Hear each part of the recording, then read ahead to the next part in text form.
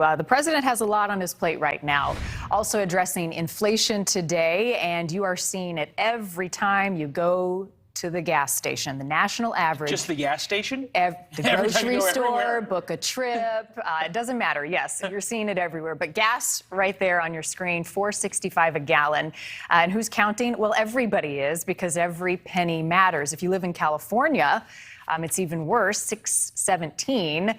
And it only is going up. Gas Betty says prices are set to go up as much as 40 cents more, and that's in several states, and you can see those on your screen: Michigan, Indiana, Ohio, Kentucky, Illinois, West Virginia as well, and we're hearing Florida. You can throw that in the mix. So Gas Buddy says the chance of gas going to $5 a gallon nationally, now at 60%. And so it has a lot of people obviously concerned, and it's showing up in Google searches. According to Axios and Google, we are most interested in pocketbook issues like jobs and taxes. They say abortion, interestingly, is a low interest issue, 14th on the list. A new Gallup poll shows only 14% of us call the economy good right now. 46% call the economy poor. Where do you sit in that category tonight?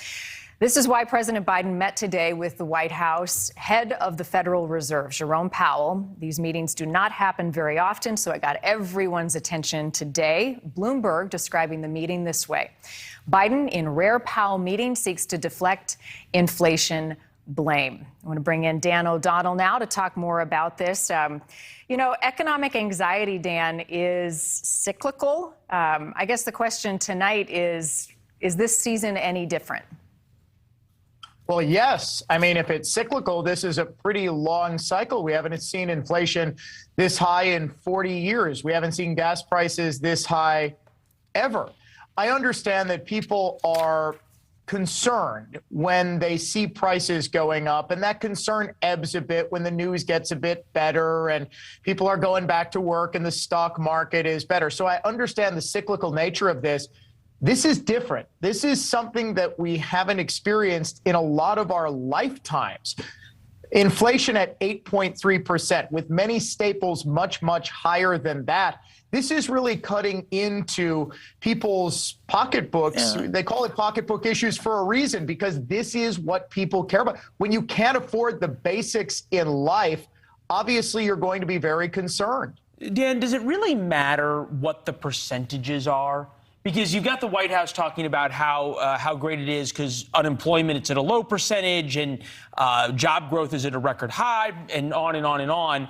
It all comes down to more of a how you feel issue. And I thought you brought up a really important point, that searches on the cultural issues that we think always define the American political conversation of abortion, of transgender rights in bathrooms, all the things that we normally talk about, they're now at the bottom of the list because that's sort of a luxury to care about, whereas the economy is something that you have to care about, right? Yeah, I think that's an excellent way to put it. That when times are good, we can argue about abortion and we can argue about what we can be doing in Ukraine. But if I'm suddenly paying $80 to fill up my tank of gas, whereas just a couple of months ago I was paying $40, and I haven't gotten a raise in a while, or maybe I have, but it's not keeping up with inflation, and I've got bills that just keep getting higher. We're putting up economic conditions are good or excellent, 14%. I would really enjoy interviewing one of those 14% of people. I feel like with these polls. Real quick, Dan, I was talking to my mother about this earlier. What is it about gas prices? Is that just sort of a proxy for everything else that we think about, or is there something unique about it? Because if gas suddenly went down but everything else stayed high, would we all feel better? Well, I think it's the psychological impact of staring at the price going up as you're filling up the tank. I mean, think about it. You are literally watching the price rise as you're filling up your tank. That's the only thing that we really pay for where it does that. We could get a grocery bill and say, oh my gosh, it's $250. I thought I was paying $200, but you're standing there, you're waiting for your tank to fill, and all of a sudden it ding, ding, dings at $85. You can't help but notice that. Right. And it's such a good point. Yep. Right. Ting, ting, ting, ting, ting. I noticed it at the grocery, the receipt at the end. Yeah. You walk out and you're like, gosh, I don't feel like I got that much. I was just buying like dinner stuff. And Dan, and maybe I'm overthinking this, but it is now, in the beginning, it was everybody who was talking about gas prices. They're going up, Dan, but now I'm sure callers, it's not just gas prices. It's at the grocery store. Travel. It's at the home improvement store. It's if I want to buy an airplane ticket for summer vacation. Now it's everything that people are talking about, wow, how much that costs. Yeah. Oh, yeah.